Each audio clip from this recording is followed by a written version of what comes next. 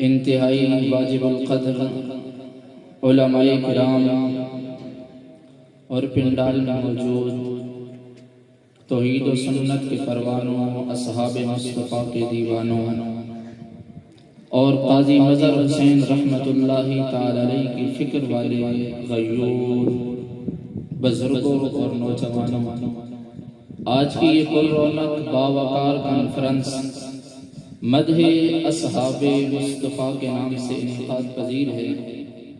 رب لم یزل سے دعا گو ہے کہ اللہ تعالیٰ اس کانفرنس کے منتظمین کو اور اس کانفرنس کی کامیابی کے لیے تگ و دو کرنے والوں کو اجر عظیم عطا فرمائے، اور اللہ تعالیٰ ہم سب کو اور ہماری نسلوں کو اللہ مدح اصحاب مصطفیٰ کے لیے قبول فرمائے۔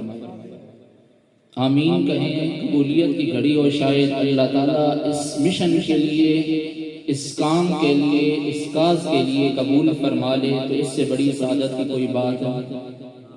اللہ تعالیٰ ہمیں اور ہماری نسلوں کو مدح اصحاب مصطفیٰ کے لیے قبول فرمائے۔ کہہ دو آمین۔ یہ بظاہر تو ایک عنوان ہے، مدح اصحاب مصطفیٰ۔ مدح اصحاب مصطفیٰ مطلب پہلے مصطفیٰ، پھر اصحاب اور پھر مدح۔ میری نظر میں یہ ایک عنوان نہیں بلکہ 3 عنوان ہیں۔ نمبر 1 مدح، نمبر 2 اصحاب اور نمبر 3 مصطفیٰ۔ مدح، اصحاب اور مصطفیٰ۔ مصطفیٰ کس ذات کو کہتے ہیں، کس شخصیت کو کہتے ہیں، مصطفیٰ کس ہستی کو کہتے ہیں؟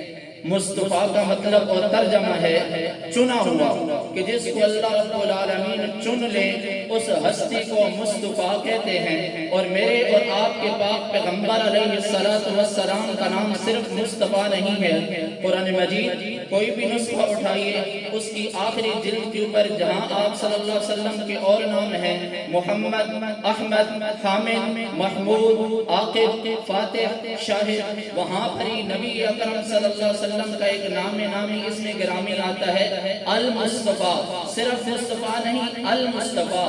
مصطفیٰ کہتے ہیں جس کو اللہ نے چنا ہو، اور المصطفیٰ علماء بیٹھے ہیں الف لام پھر تعریف کا، جو چنے ہوئے میں سے بھی چنا ہوا ہو، اور جو اللہ اس کے در میں لا دے، جو اللہ اس کے گھر میں لا دے، اللہ جو اس کے قدموں میں بٹھا دے، اللہ جو اس کے پاس لا دے، وہ سب کچھ چنا ہوا ہوتا ہے۔ اس ہستی کو المصطفیٰ کہتے ہیں۔ مطلب اللہ نے آپ صلی اللہ علیہ وسلم کی ذات کو بھی چنا، پھر آپ کے لیے آپ کے خاص جسم کو چنا، پھر آپ صلی اللہ علیہ وسلم کے لیے قبیلے کو بھی چنا، کنبے کو بھی چنا، آپ کے لیے رشتہ داروں میں سے رشتہ داروں کو چنا، قرابت داروں میں سے قرابت داروں کو چنا، اور آپ کے لیے اللہ تعالیٰ نے رشتہ داروں میں سے رشتہ داروں کو چنا، اور اللہ تعالیٰ نے تعلق داروں میں سے تعلق داروں کو چنا۔ آپ کے لیے اللہ نے یاروں کو چنا تو یاروں میں سے یار چنے ہوئے، اور اللہ نے آپ کے پیاروں کے لیے تو پیار چنا تو پیاروں میں سے پیار چنا ہوا۔ اللہ نے آپ کے لیے امت چنی تو امتوں میں سے چنی ہوئی۔ اللہ نے آپ کا یارانہ چنا تو یارانوں میں سے چنا ہوا۔ اللہ نے آپ کے لیے گھرانہ چنا تو گھرانوں میں سے چنا ہوا۔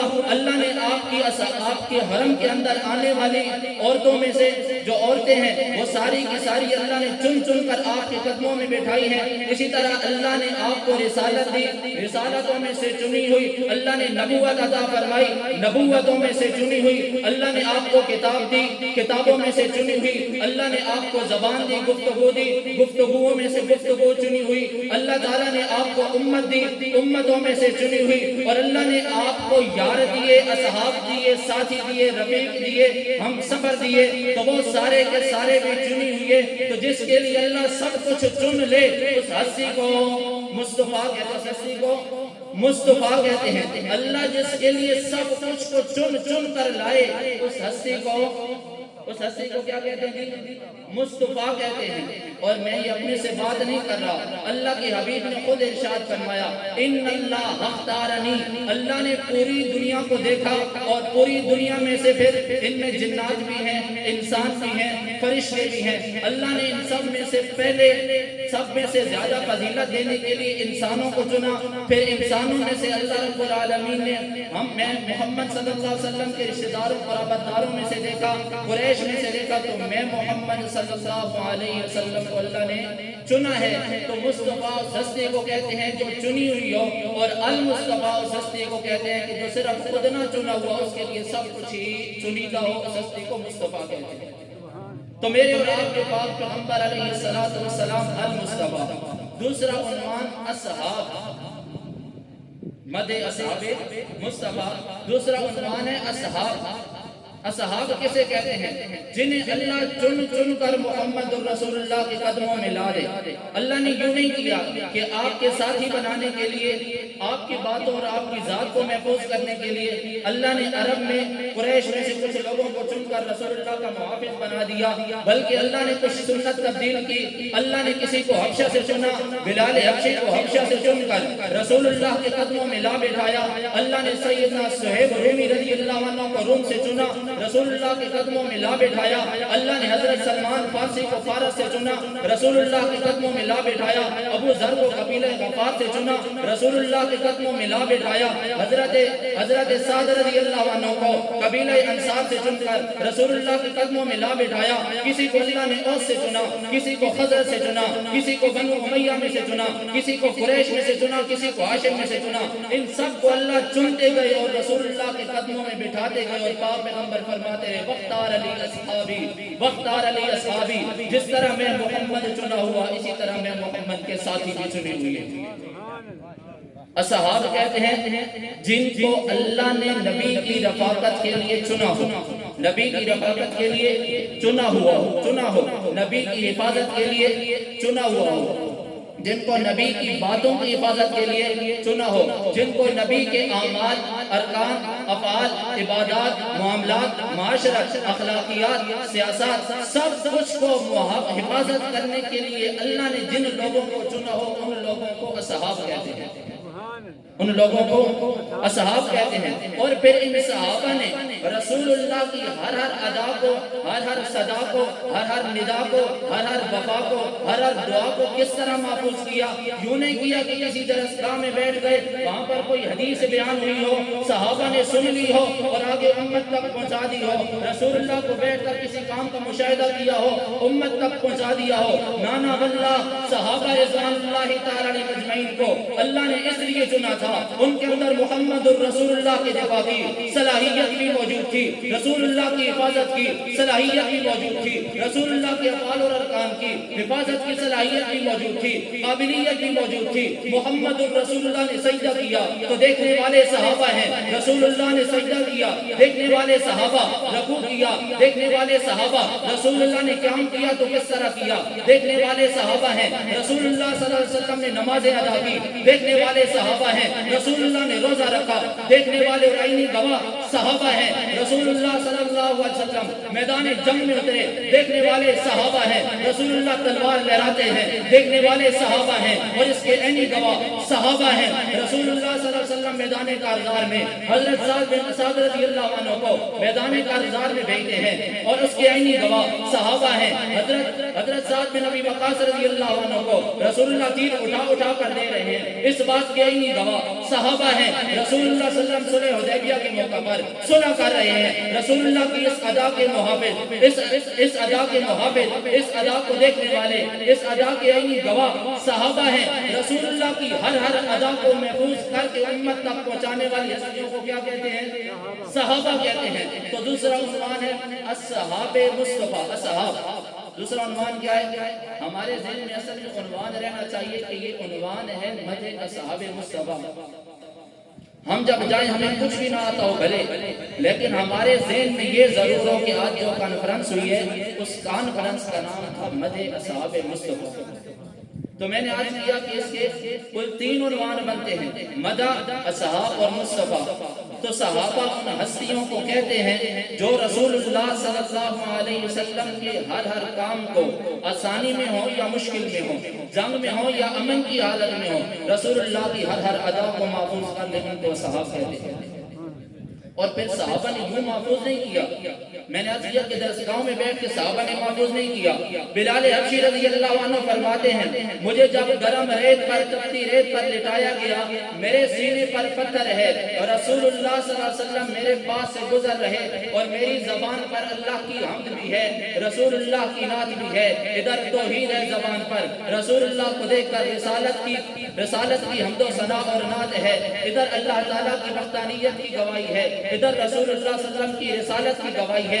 اس عالم میں گزرتے ہوئے جو کچھ رسول اللہ نے فرمایا میں نے رسول اللہ کی اس آواز کو بھی محفوظ کر لیا الفاظ کو بھی محفوظ کر لیا اور جس انداز میں رسول اللہ چل رہے تھے وہ میں نے انداز بھی محفوظ کر لیا. تو رسول اللہ کی ہر ادا ہر ندا کو محفوظ کرنے والے لوگوں کو اصحاب کہتے ہیں. حضرت صہیب رومی رضی اللہ عنہ کبھی کس طرح مارا جاتا کبھی کس طرح تکلیفیں دی جاتی اس عالم کے اندر بھی رسول اللہ کی باتوں کو محفوظ کرنے والے ہیں. حضرت خباب رضی اللہ عنہ کو تپتے انگاروں پہ لٹا دیا جاتا اس حالت میں بھی رسول اللہ کی ہر ادا کو محفوظ کرنے والے ہیں. جس بات کو بھی بندہ تذکرہ کرے اور کہے کہ مجھے دین اسلام میں سے کوئی بات چاہیے رسول اللہ کے صحابہ نے رسول اللہ کی ہر ادا کو محفوظ کیا شریعت کے ہر پہلو کو محفوظ کر کے امت تک پہنچا دیا. اب اس عنوان کی ضرورت کیوں پیش آئی کہ اس کانفرنس کے منتظمین نے اس کانفرنس کا نام رکھا ہے مدح اصحاب مصطفیٰ. کیا ضرورت پیش آئی کوئی اور عنوان رکھ لیتے مدح اصحاب مصطفیٰ عنوان کیوں رکھا. ذہن میں سوال تو آتے ہیں اور بھی عنوان ہو سکتے ہیں عظمت مصطفیٰ عظمت اصحاب اور بھی رکھ سکتے ہیں. مدح کا نام کیوں رکھا ہے شروع میں. عربی کا ایک قاعدہ ہے تعرف الاشیاء بأضدادها کہ چیزوں کو اس کی ضد سے پہچانا جاتا ہے چیزوں کو اس کی ضد سے پہچانا جاتا ہے. تو اس کانفرنس کا نام مدح اصحاب مصطفیٰ اس لیے رکھا کہ مدح کا مد مقابل لفظ ہے گستاخی. گستاخی ہے علماء بیٹھے ہیں مدح کا مد مقابل لفظ کیا ہے مذمت ہے گستاخی ہے. تو جب گستاخی ہو تو وہاں پر مدح کرنا لازم ہو جاتا ہے جہاں پر گستاخی ہو وہاں پر مدح کرنا لازم ہو جاتا ہے. تو جب کسی گستاخ نے رسول اللہ صلی اللہ علیہ وسلم کے صحابہ کی گستاخی کی اصحاب مصطفیٰ کی گستاخی کی کوئی اصحاب مصطفیٰ کے متعلق کوئی بری بات کہی تو اس وقت جو بھی وہاں پر موجود تھا اس کے اوپر صحابہ کی مدح کرنا لازم تھی. اور یہ کوئی آج کا عنوان نہیں ہے یہ عنوان بہت پہلے سے ہے.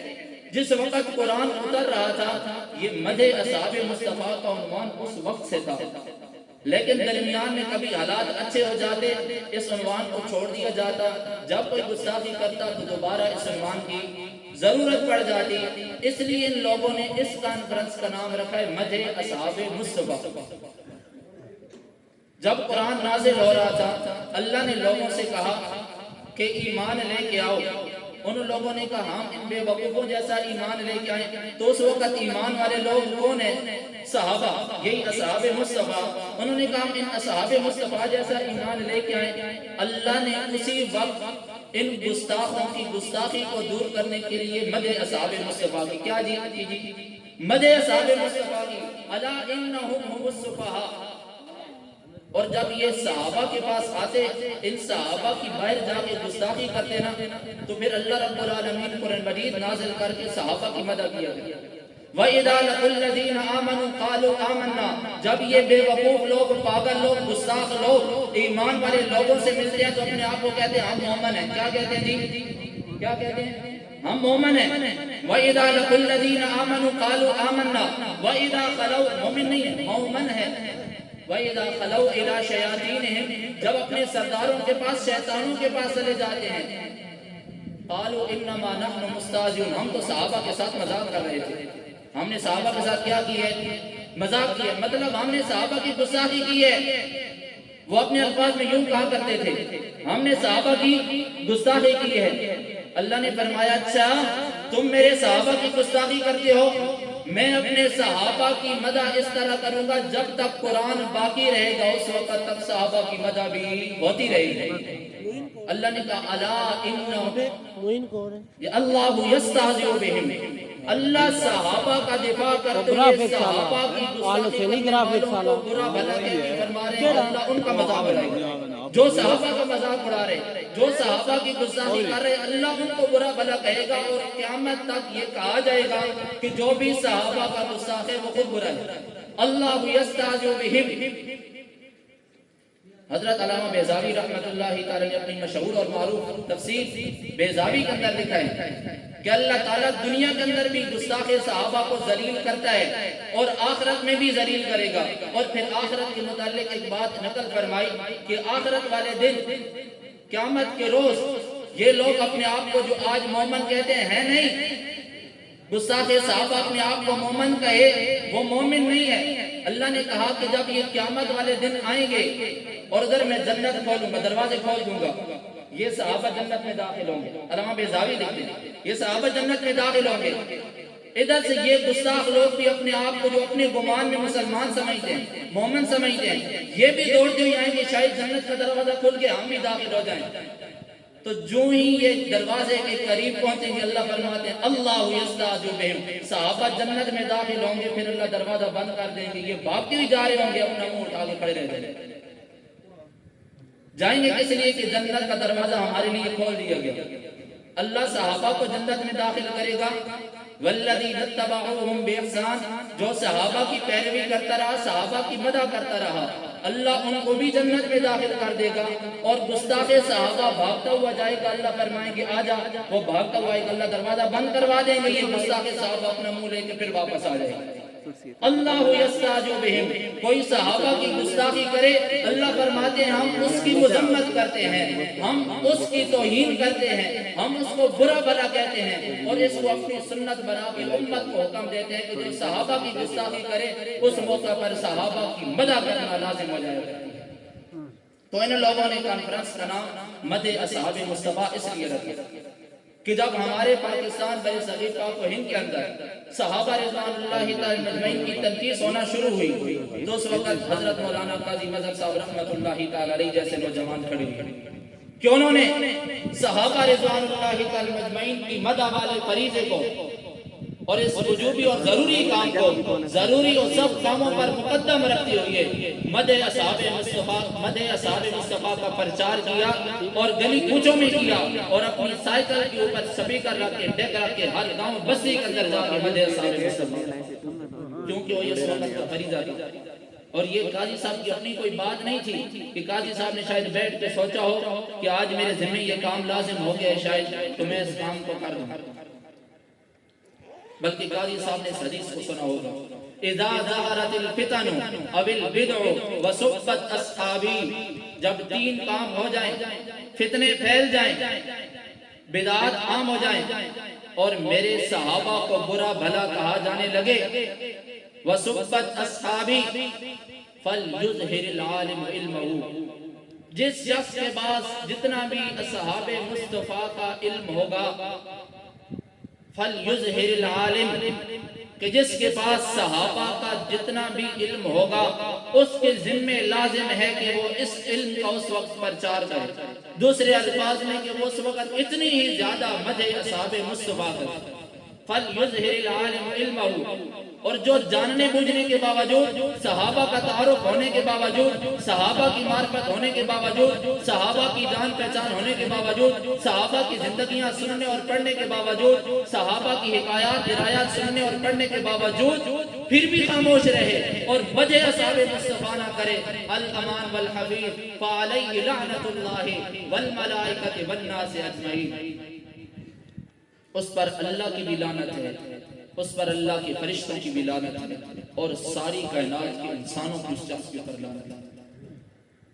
تو آج جب گستاخی کا دور ہے، لوگ اصحاب مصطفیٰ کو برا بھلا کہنے لگ پڑے ہیں، تو آج ہر شخص کے ذمہ لازم ہے کہ وہ مدح اصحاب مصطفیٰ کرے. میں نے عرض کیا کہ قاضی صاحب نے اس عنوان کو کیوں اٹھایا تھا؟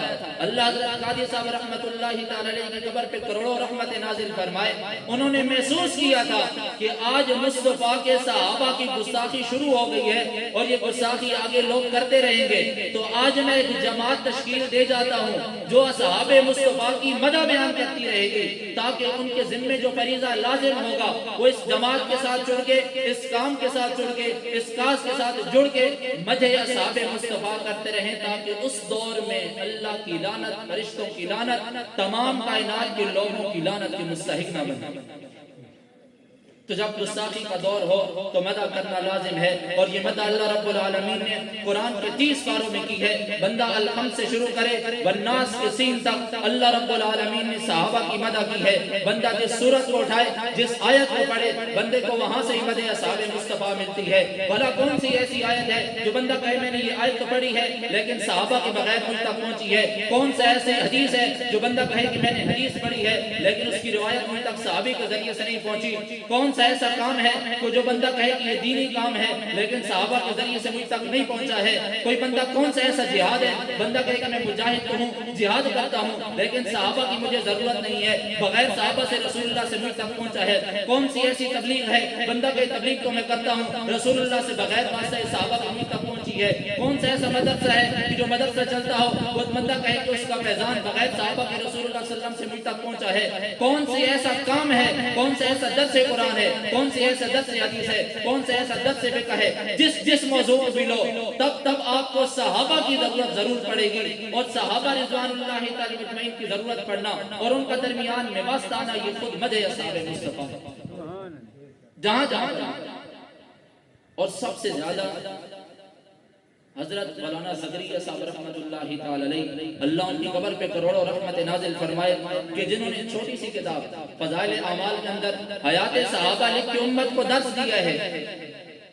پہلے سب سے حیات صحابہ، حالانکہ اسلام کا پہلا رکن نماز ہے، اس کے بعد روزہ ہے، زکوٰۃ، حج، لیکن مولانا صاحب نے نماز سے اپنی کتاب کا آغاز نہیں کیا، اس رسالے کا آغاز نماز سے نہیں کیا بلکہ حیات صحابہ سے کیا ہے۔ اس وجہ سے کیا کہ نماز ہو تب، روزہ ہو تب، زکوٰۃ ہو تب، حج ہو تب، تبلیغ ہو تب، جہاد ہو تب، درس ہو تب، مدرسہ ہو تب، تعلیم ہو تب، تزکیہ ہو تب، تصوف ہو تب، جتنے بھی دین اسلام کے شعبے ہیں تمام شعبوں میں جب تک واسطہ صحابہ کا نہ ہو اس وقت تک کوئی شعبہ پورا ہو سکتا ہی نہیں۔ تو ابتداءً مدح اصحاب مصطفیٰ کر کے حضرت مولانا زکریا رحمت اللہ تعالی علیہ نے اپنی کتاب لکھی ہوئی فضائل اعمال، ابتداءً مدح اصحاب مصطفیٰ کی، اس کے بعد ارکان اسلام کو ذکر کیا کہ جب اصحاب مصطفیٰ کا تذکرہ ہوگا اس کے بعد باقی سارے اعمال افعال ہوں گے۔ اگر اصحاب مصطفیٰ کا درمیان میں واسطہ نہ ہو تو کوئی عمل اللہ کے ہاں قبول ہوتا ہی نہیں۔ تو آج جب مدح اصحاب مصطفیٰ کی ضرورت ہے تو ہم میں سے ہر ایک شخص کے یہ ذمہ ہے کہ اس کے پاس جتنا علم ہو، وہ جس فیلڈ میں ہو، جس کام میں ہو، جس شعبے کے اندر ہو، دکاندار ہو تب، تاجر ہو تب، زمیندار ہو تب، سکول ٹیچر ہو تب، جس عہدے پہ بھی ہے اس کے ذمہ ہے کہ وہ مدح اصحاب مصطفیٰ کرے۔ اور مدح اصحاب مصطفیٰ کوئی مشکل کام نہیں ہے، ہر شخص صحابہ کی زندگی سنتا اور پڑھتا رہتا ہے، اس کو آگے پھیلائے۔ گھر میں ہو صحابہ کی زندگی کی تعلیم کرائے، مسجد میں ہو صحابہ کی زندگی کی تعلیم کرائے، دکان میں ہو صحابہ کی زندگی کی تعلیم کرائے، اور سکول میں ہو صحابہ کی زندگی کی تعلیم کرائے، اور یہ سب کچھ مدح اصحاب مصطفیٰ ہے۔ تو میں آخری آپ سے التجا یہ کروں گا کہ ہماری جب تک سانس میں سانس ہو تو ہم میں سے ہر شخص کے ذمہ ہے فَلْيُظْهِرِ الْعَالِمُ عِلْمَهُ کہ وہ مدح اصحاب مصطفیٰ کرے۔ تو جو بھی ہماری محفل ہو، جو بھی مجلس ہو، تو ہمارے ہاں مدح اصحاب مصطفیٰ عام ہو۔ آخر میں ایک واقعات کر کے اپنی گفتگو کو سمیٹوں گا۔ ہمارے ہاں ایسے سکولوں میں یہ عام طور پہ چلتے ہیں، مدرسوں میں بھی، کہ بچوں سے پوچھا جاتا ہے بچے بڑے ہو کے کیا بنیں گے؟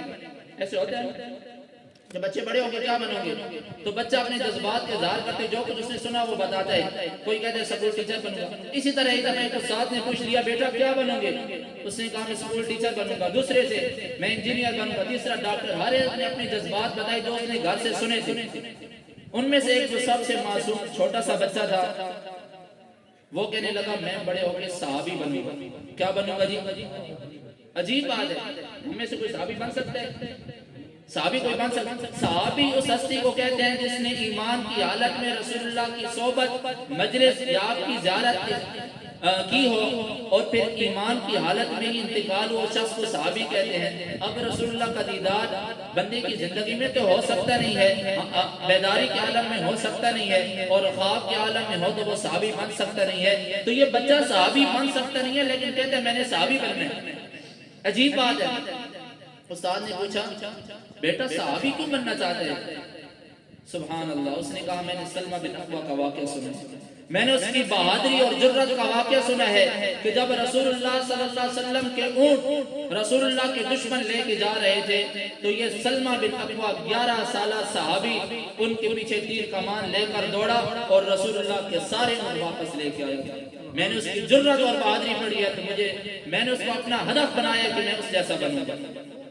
میں نے معاذ اور معوذ کے تذکرے سنے ہیں کہ انہوں نے اس وقت اس امت کے فرعون رسول اللہ کے سب سے بڑے دشمن ابو جہل کو قتل کیا ہے۔ اس دن سے میرا جذبہ بن گیا کہ میں صحابی رسول بنوں۔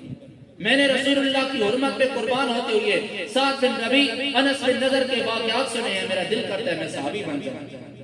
تو گھروں کے اندر جب اصحاب مصطفیٰ کی زندگیاں پڑھی جائیں گی تو پھر مدح اصحاب مصطفیٰ بھی عام ہوگی اور ہمارے بچے بھی مدح اصحاب مصطفیٰ کے لیے تیار ہوں گے۔ تو انشاءاللہ اس بات کا عزم کرتے ہیں کہ آج سے ہم اس بات کا عزم کر کے اٹھیں کہ صحابہ رضوان اللہ تعالی مجمعین کی ان کی مدح کرنا یہ میرے ذمہ لازم ہے۔ میں جہاں پر بھی ہوں مدح اصحاب مصطفیٰ میرے ذمہ واجب ہے، وہیں پر میں مدح اصحاب مصطفیٰ کروں۔ جب گستاخی کا دور ہو، صحابہ کی توہین کی جانے لگے، وہاں پر مدح لازم ہوا کرتی ہے۔ جہاں پر بھی بندہ ہو اصحاب مصطفیٰ کی عزت، عظمت، ان کی مدح کا پرچار کرتا رہے۔ وآخر دعوانا الحمدللہ رب العالمین۔